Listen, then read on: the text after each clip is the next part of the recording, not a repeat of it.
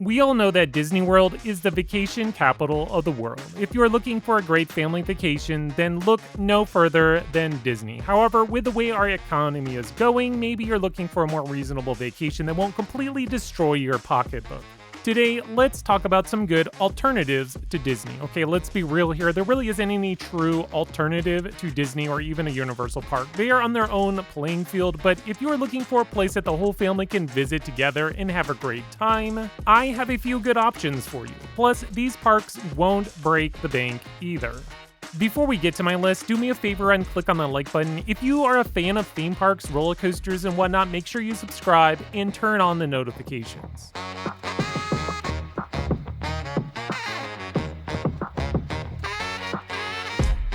Dutch Wonderland, located in Lancaster, Pennsylvania. This is a small, quaint little theme park geared towards families, or more accurately, young families. Dutch Wonderland offers a surprising amount of attractions for you to enjoy.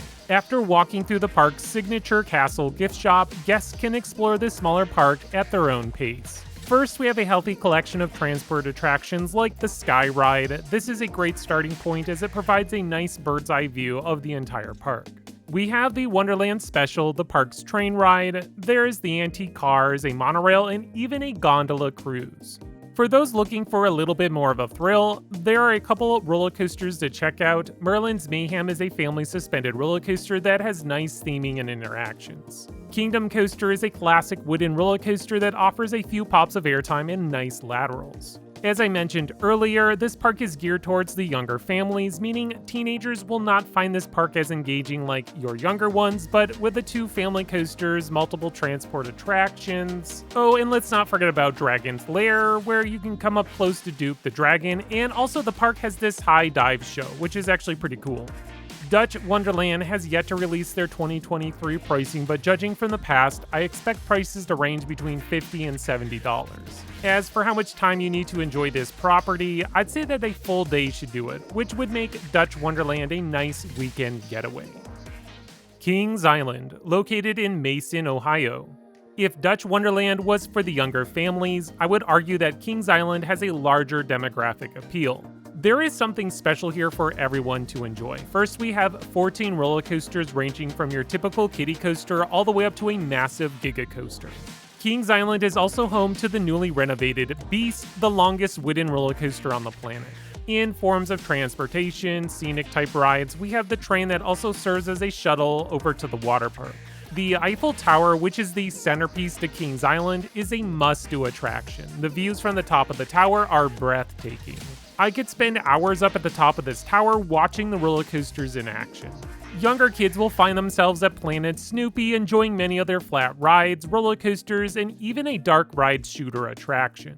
The park has a few live shows, which is all dependent on the season. Last year in 2022, the park celebrated their 50th anniversary and hosted multiple shows that I thought were pretty impressive. The firework presentation at the end of the day was one of my favorite nighttime shows of last year. The use of the fireworks, fire effects, laser lights, and drones made this an unforgettable experience. Hopefully this wasn't a one-off for their 50th anniversary and continue this great nighttime celebration. To get the most out of your visit, I recommend staying for 2 days. Now, you could do everything in one day, but if you're looking for the full experience, plus maybe a little time in the water park, then 2 days would make your trip more enjoyable.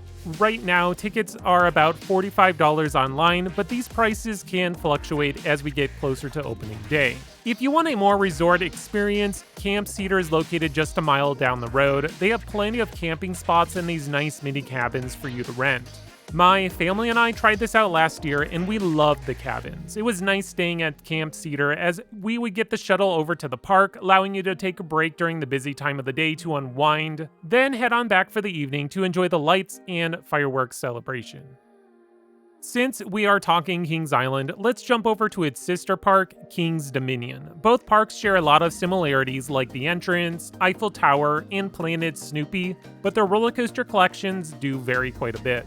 Regardless though, they both aim at the same demographic and pricing is about the same. Now, I do feel that if you have younger kids, King's Dominion might be the better choice because I think that they have a better lineup of attractions in Planet Snoopy, but honestly, I think it depends on where you live. King's Dominion is in Doswell, Virginia, which is located 90 minutes south of Washington, D.C. and 30 minutes north of Richmond. Kings Island is located about 30 minutes north of Cincinnati. So yeah, whatever park you are closest to, I would recommend visiting first. With that said, if you can fit it into your schedule and budget, both theme parks are worth the visit. Oh, and as for the time-wise, 1 day should be enough for King's Dominion, but if you are able to swing it, then 2 days would give you the better experience. And as a side note, the hotels located in Doswell aren't the best. However, there is Camp Wilderness KOA, I think that's how it's said, which is just like Camp Cedar at Kings Island. I haven't stayed there yet, but if it's anything like Kings Island, I would give it a recommendation.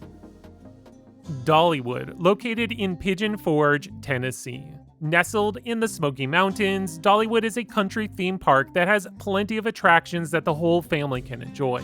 First, we have their solid coaster collection that ranges from high intensity down to your family coasters. There's also a couple good themed coasters like Mystery Mine and Blazing Fury. Dollywood is also known for their award-winning shows, and unlike most parks where their shows last like 15-20 minutes, these shows at Dollywood can last upwards of 40 minutes. Train lovers will enjoy checking out Dollywood Express. This is a real steam engine that takes you on a 20-minute ride up into the mountains. Back in 2019, the park opened their new family area, Wildwood Grove. This is a nice, well-themed section of the park that has a good selection of rides, including Dragon Flyer, a family-suspended roller coaster. Opening this year, Wildwood Grove is adding another roller coaster, Big Bear Mountain. This will be a multi-launching family coaster that features 3 launches, interactive theming, and about 4,000 feet of track. As for how many days you need to enjoy Dollywood, if time is an issue, then you could do this park in 1 day. However, I would recommend at least 2 or 3 days to get the most out of this park. Dollywood also has its own resort hotel and water park, so if you're looking to extend your stay, these would be a solid option. Right now, a 1-day ticket will cost you $89, but if you extend your stay, the tickets are less expensive. A 2-day ticket will cost you $109, but if you want to add the water park, it's only an additional $10 at $119. The longer you stay, the better deals you will get.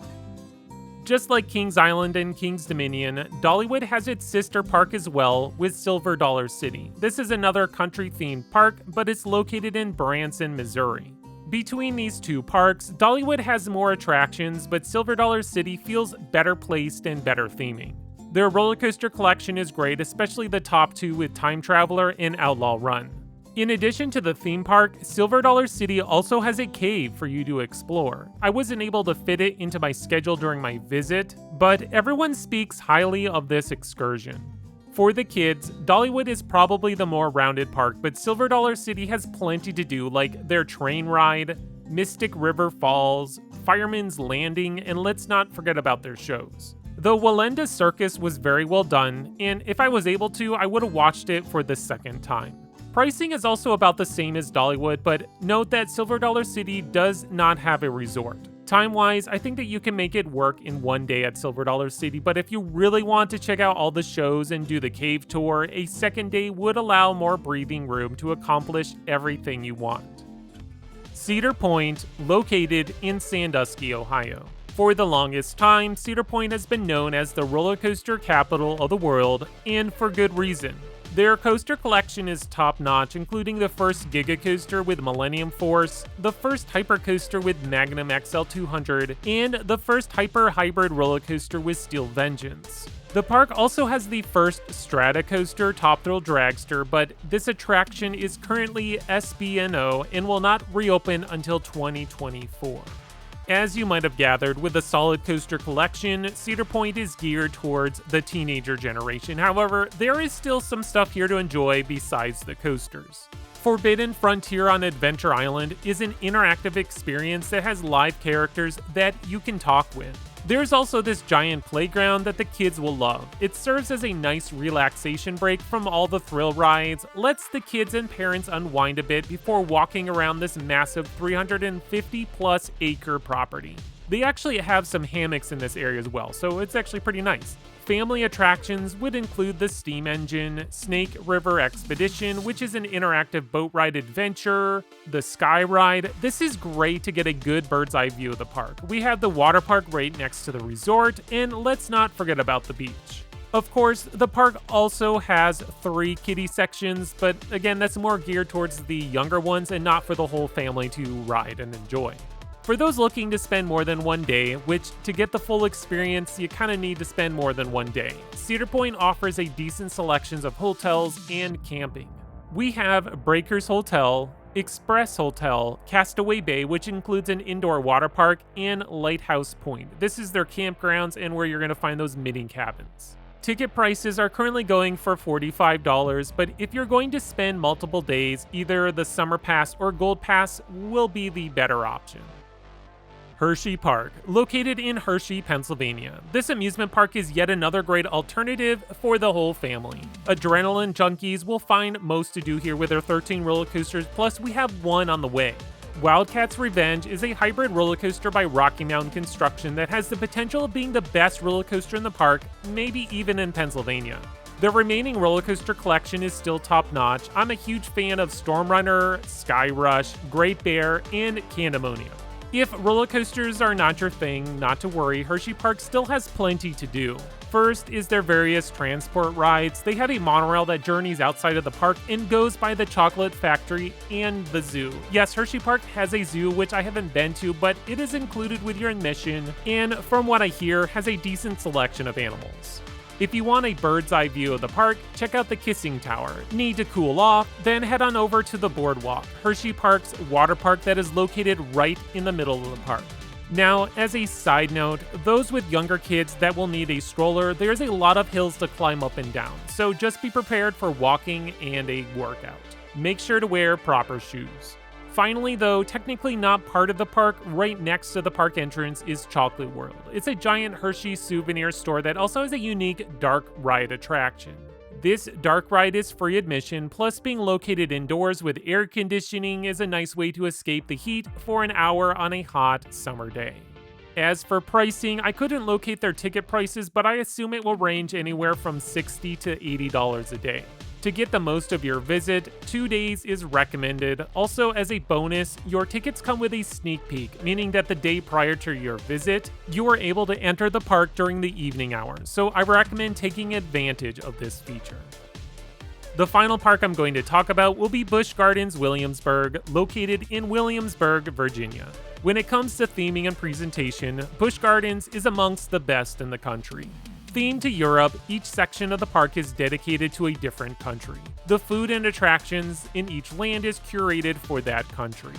Busch Gardens Williamsburg is an excellent choice for the whole family. This park has a wide range of attractions that should appeal to everyone.